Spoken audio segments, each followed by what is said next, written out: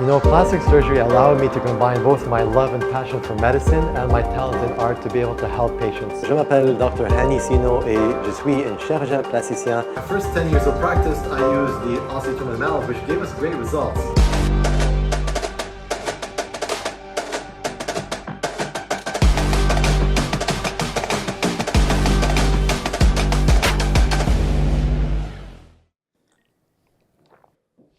Dr. Hani, welcome to Montreal Podcast.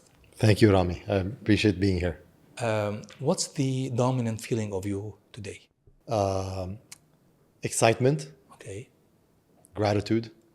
What's the most valuable door you have ever opened in your life? I would say it's the door of immigration to Canada. Okay.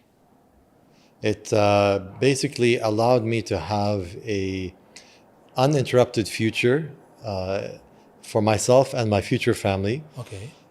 Coming from a war-torn country such as Lebanon, 17 years of civil war, and flagrant corruption, I don't think there was much future for myself, and especially for the type of work that I wanted to do, which is plastic surgery and reconstructive surgery. Okay.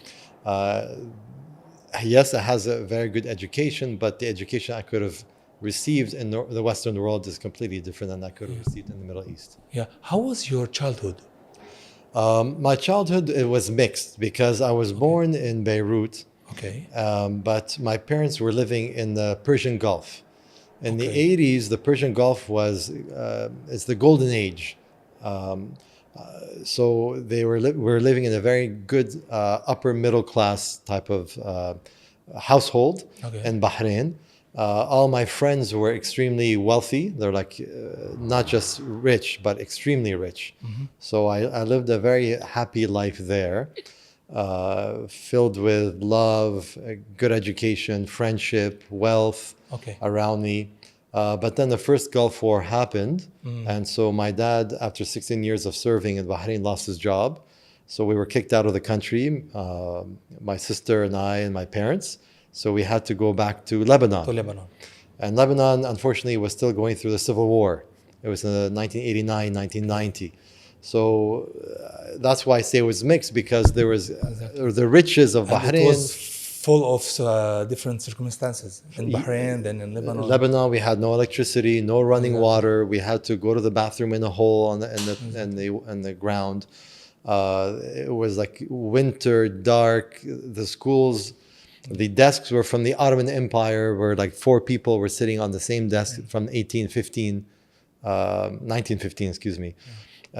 Teachers were hitting the kids. You know, we didn't have that in the private school in Bahrain. But I was seeing all that type of bombs going through. We'd have to hide as children under the desks or shelters. So it was a very big dichotomy of riches to poverty. So it was a mixed type of childhood. So what's one word that describes your childhood? I would say it's plentiful. Okay. Plentiful of experiences, plentiful of love, plentiful of friendships. You mentioned love Yeah. because of your family or Yes. your parents? Family, good friends. Okay. Yes. How was your relationship with your parents? Yeah, that was very good. I have really great parents. Anyone who meets my mother says she's the best grandmother in the world. She's an amazing mother to me. She's an amazing grandmother to my children. I'm very blessed to have her. My father is a traditional type of Arab man who provided for his family and showed us love in his own ways. So very, very good childhood. Did any early experience in your childhood shape your sense of self-worth, of confidence? Absolutely. Because we used to summer in Lebanon, and I still remember every single time. I even remember the children's faces that would just surround our car in the taxi, begging for money. And these are kids my age with amputated arms or feet, or sliding down, and they would be asking us for food or money, and that really sparked in me this empathy that I'm very grateful that I am fortunate enough not to be in their situation, but I do want to help them in any way I can. And I thought to myself, medicine is the way I could help these people, these children, or anyone who would be affected by war as a plastic surgeon, a reconstructive surgeon. Wow, wow, wow, wow. So that was the first reason of you to study plastic surgery. Correct, yes. So it wasn't ever about beauty. Well, that came later. Okay. Of course, when you talk about reconstruction, you want to recreate function, but you want to create this function in an aesthetic way Okay. so that people could be living in society, because beauty obviously is extremely important. Us Lebanese, we know this very well. Exactly. We're very sensitive to aesthetics. Exactly. Even back in the 80s and 90s, the banks in Lebanon would be giving specific loans for cosmetic surgery. And there are multiple studies, we could talk about these, where beauty will give you so much more in life. So when we talk about reconstruction, we always have to think about aesthetics. If I need to reconstruct an arm, yes, it's functional to have a opposable thumb and two fingers, but it's not very aesthetic. It looks, people will camouflage it. It will create a psychological type of stress for the patient. So you want to create five. You want to allow them to be able to integrate into society in a normal fashion, in a confident fashion. That's why you have to think about aesthetics all the time with reconstruction. Exactly. So what was the first surgery that you did, and it affected you? Yeah, you know what? So when I was actually, life takes you on a journey. Exactly. When I was in undergrad at McGill University, trying to get into trying to get into medical school, I was in an advanced program for cardiovascular surgery and exercise physiology. I started working out for the first time in my life, and I really loved that part. So I actually thought I was going to be a cardiac surgeon at one point. Okay. So I was a fourth year undergraduate student in physiology, and I went to a cardiac surgeon. I asked him if I could shadow him. And he was very generous. Me and my friend went to see our first cardiac surgery. It was one of the coolest surgeries I saw. Wow. But then I realized quickly it's not for me. Why? Yes, you're saving lives, but generally speaking, it's the same surgery over and over and over. And I like diversity. I like change. And unfortunately, or fortunately, cardiology has taken over cardiac surgery for many patients. You could do interventional cardiology, non-surgical type of stents, Okay. that has replaced the need for cardiac surgery. Exactly. So cardiac surgery is kind of a dying field. And so quickly I realized that, and I said, okay, I want to be a surgeon because I'm really good with my hands. I'm artistic, Okay. and I want to be a doer. What kind of surgeries will I be able to love to do?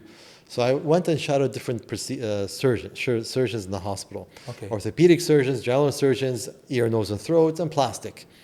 Plastic surgery, the first surgery I saw was a 17-year-old boy who took his dad's shotgun to his face and shot himself trying to commit suicide. Oh my God.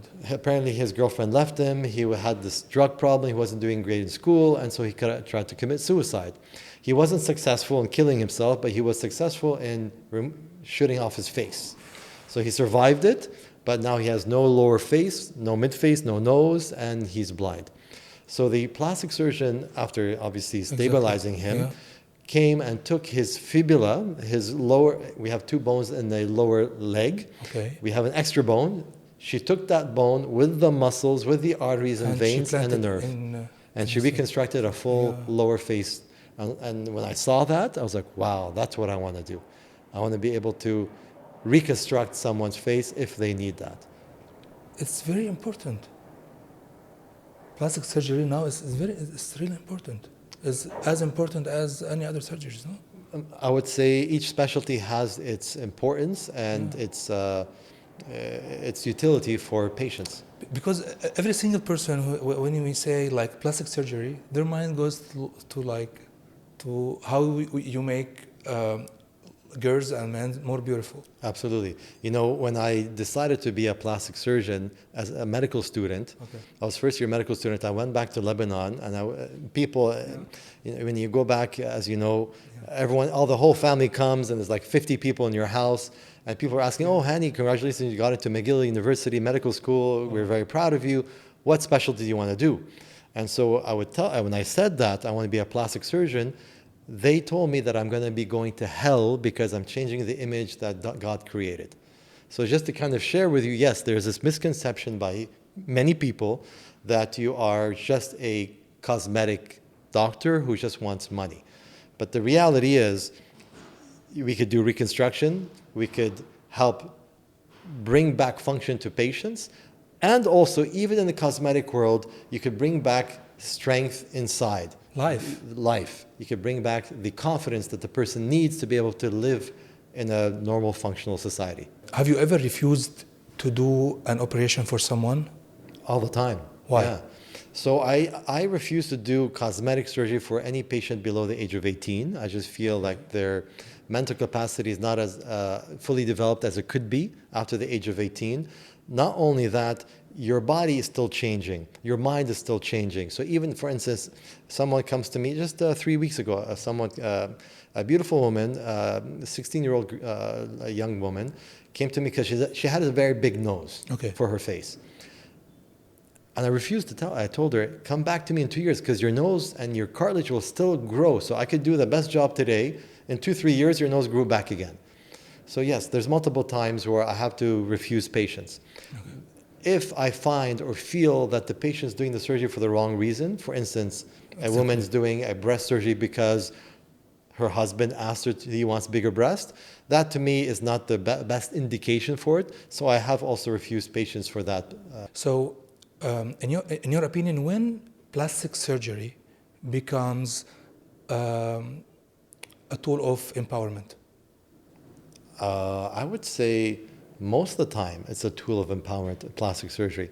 It's the same thing as, I know you told me that you are doing marketing and social media for a very prominent dental practice here. Okay. When you think of dentists, you think if you have a tooth pain, you go and see a dentist. But also dentists help you fix the teeth an aesthetic way. So if someone has a beautiful smile, but they have very crooked teeth, in their mind, they may always be hiding their smile. They may be self-conscious about it. So a dentist will empower that patient. Similarly with plastic surgery. If a patient, for instance, has a crooked smile just because of they were born that way, a little bit of injection of a Botox to balance that smile may make them into a completely different person that are more confident in themselves, so they could be able to function in society and be the best versions of themselves. Nowadays, social media and filters have destroyed our image of beauty. Yes. So, how much of today's demand influenced by digital illusions? Oh, a great deal. I was actually on radio for this specific topic around 3 years ago, discussing the filters on Instagram and how it's really creating this delusion of aesthetics, an abnormality of perception of what aesthetics should look like. Okay. Whether it's the over-lifted fox eye or the over-augmented buttocks or the breasts, Okay. or the completely filtered, perfect porcelain skin. And unfortunately, the younger people generation are influenced with this and think that's what norm should be. And so it's up to us as professionals and plastic surgeons and as parents to be able to guide our patients and our children that no, you are beautiful from the inside and the outside, and this is not really normal. I'll give you an example of something that just came up in the past 3 months. I am seeing a lot of accounts coming from different countries, specifically Turkey, and I have nothing against Turkey. I am actually part Turkish genetically, Okay. And I went to Turkey in March to learn from a plastic surgeon there. So they have amazing surgeons. Okay. But there's, scammers in every country. Okay. Specifically Turkey, I'm seeing a lot of social media accounts that are showing this before, exaggerating the nose, the way they take the photo, for instance, minimizing the jaw, different lighting, and then the post image is an AI image. It's not even a real image. Okay. And so they have a before and after, exaggerating the normal and putting a fake, not post-op image that's AI, and that's their advertising. And people, unfortunately, are impressionable and believe that this is a real post-operative, and so they go, and unfortunately, they probably will not get what they were hoping to get. As someone who reshapes people from the outside, how do you take care of your inner self? You know, I think as humans, we have the responsibility to take care of our own selves. I don't think anyone around me has that duty. Okay. I do have a lot of good people around me. I'm very blessed. We were talking about my parents, my sister, my good friends, my partner. They support me in many ways, and they can take care of me from the inside. But us as adults, especially as men, Okay. where we are the protectors of our families, if I may use that word, protecting not just from a physical, but from an emotional and financial, and in many ways. It's on us to be able to be good, to be able to take care of our loved ones and make them good. Okay. So it's myself. Have you ever learned a lesson from a failure? Absolutely. I think failures are your biggest teachers. Yeah. So, I mean, I would say, we all fail. It's as simple as when we're babies, we're trying to crawl and we stand up. When we fall, we learned what does not work. So you try to do something different. Is there a story that you have experienced that taught you a lesson? Yeah, when I was doing undergraduate, I was studying chemistry, and I had just come, I'm this foreign student, Lebanese guy who's coming into Montreal, big university. All these students come from the same system, and all this information and way of learning is completely new to me. So my first exam was in chemistry, and I did very poorly in that chemistry exam. And that kind of failure to me, because I needed to get straight A's to be able to get to med school, taught me that I have to not just do the minimum or just a little bit more. I have to go above and beyond and do superior than all my peers and people around me to become a superior Wow. person. So I tell this to all my employees, and when I do my interviews to hire people, what is the reward of doing a good job at work? I get different answers. Exactly. But the real reward is you keep your job. People hire you to do a good job. Exactly. What is the reward of doing a bad job? You get fired. What is the reward of doing an exceptional, superior job? That's when all the rewards come. That's when you get promoted, when you get bonuses. Life is the same thing. Even when you work out, what is the reward of doing, 8 easy reps of bicep? Nothing. Nothing. That's when you're really stressed that last 2 and you can't do them. That's when you start breaking muscle to be able to build muscle. It's the same. It's a lesson of life. You got to push harder. You got to be disciplined and pull through to be able to become successful. Dr. Hani, I love your answers. Oh, thank you. It's amazing. What's one thing, or what's the definition of beauty you wish every single person understands? Yeah, that's actually a good question, Rami. The definition of beauty that I wish everyone understands is that we all are beautiful. It's amazing how many times I see a patient come to me, him or her, they're actually gorgeous people, but they don't see it. They see the one defect. It's like the wall, which is white, painted white, and there's one black dot, and us humans, we're trained to see that black dot. So they are focusing and hyper-focusing on that one wrinkle that they just can't survive life. And unfortunately, I'm seeing this a lot in the next generation, millennials and beyond. They're in the Western world. They are hyper-focused and affected unproportionally to what they should with their own aesthetics and beauty. And that's why you see a lot of anxiety in this generation, a lot of people taking medications for it. When you are grateful, this will lead you to happiness. So just being grateful for having two beautiful functioning eyes, or hearing, or being able to taste and smell, you realize, oh yes, this wrinkle is not that big of a deal. Do you think the reason of that is sometimes people think that every single person on earth, like looking at them, Yeah, we do live in a society, and yeah, humans are social creatures, and people do look at us. But But- what people sometimes misunderstand is Exactly. the amount of concern that others have on you is very short limited. So, for instance, someone looks at you and they don't like something.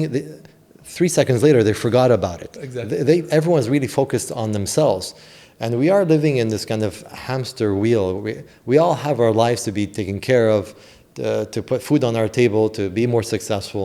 So really, people overestimate how others see them. They should be more concerned about taking care of themselves and being the best versions of themselves, as opposed to worrying about what other people think about them.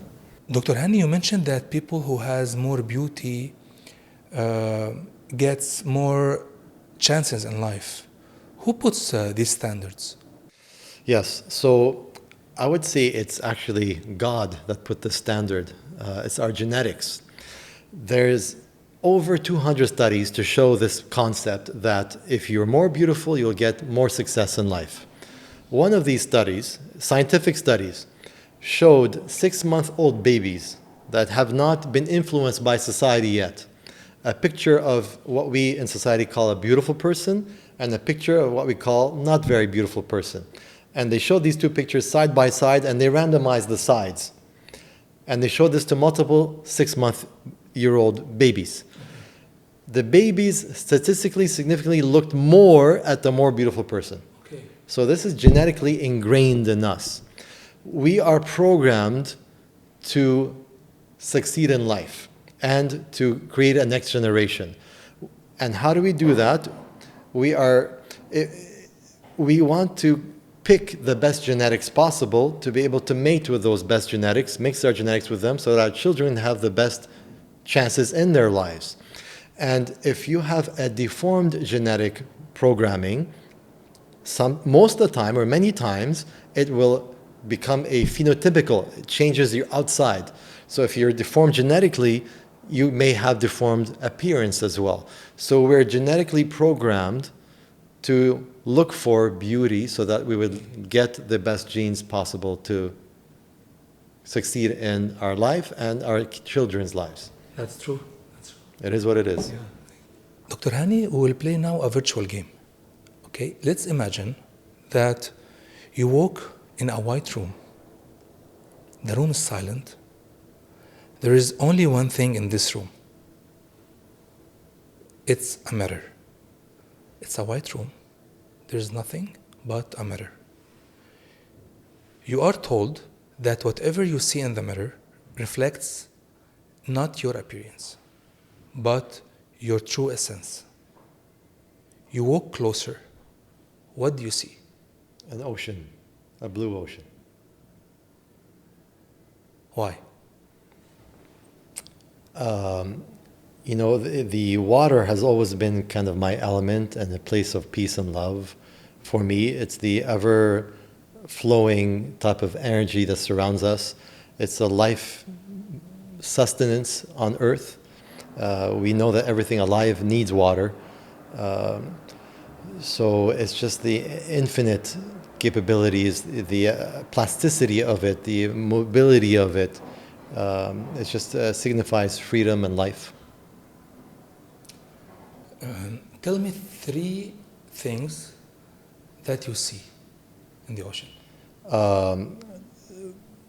Everlasting and infinite blue, Okay. the sky, and a very strong, shining yellow sun. You were looking at that ocean in a panoramic view. Okay. Then suddenly you saw something. Something that surprised you. Yes, What was that? birds flying towards us. But what's the relationship between your character and the ocean? I would say the easygoingness. Even my name means easygoing, Hani. flowing, going with the flow, however strong enough and powerful enough to be able to disrupt uh, even land structures. I would say that. If you could alter that reflection, would you? No, I'm happy with that reflection. It's my place of peace. Okay. If you want to take only one person to that ocean, who would you take? Right now, I'm thinking of my daughter. I will take her in her hands because she loves the water, and we'll go in and swim together. Okay. What's one lesson you wanna teach her now? You know, it's the lesson of spirituality, I think, that we've lost in the Western world, because I do know it's not a belief, it's a knowledge that we are on this earth for a limited amount of time, and we as physical beings are spiritual entities as well. And once we pass, this spirituality and energy will be transferred. So I try to instill this concept in my children on a daily basis, but it's that lesson of we're here only for a short time. Do your best so that you could be in that eternal bliss of heaven. What's the message you want to say for every single person that he wants to be a plastic surgeon? Do it only if it's the right reason. I see a lot of young medical students that, because I was a professor at McGill and I was teaching at the University of Montreal here in Montreal, and I see a lot of this people going into their specialty for the wrong reasons. They think it's a good lifestyle, which it is, which it can be. They think it has good money, which it can be. It has good money if you're very good in what you do. But other specialties can bring you those two things as well. Do it because you really love the patients that come to you, and do it if you really love the actual work. It's that love and passion that will make you successful and not make it feel like it's a job, but it's a career, it's a way of life. Dr. Hani, thank you so much. Thank you, so Rami. much. Yeah, I appreciate you. But this was very fun. Thank you.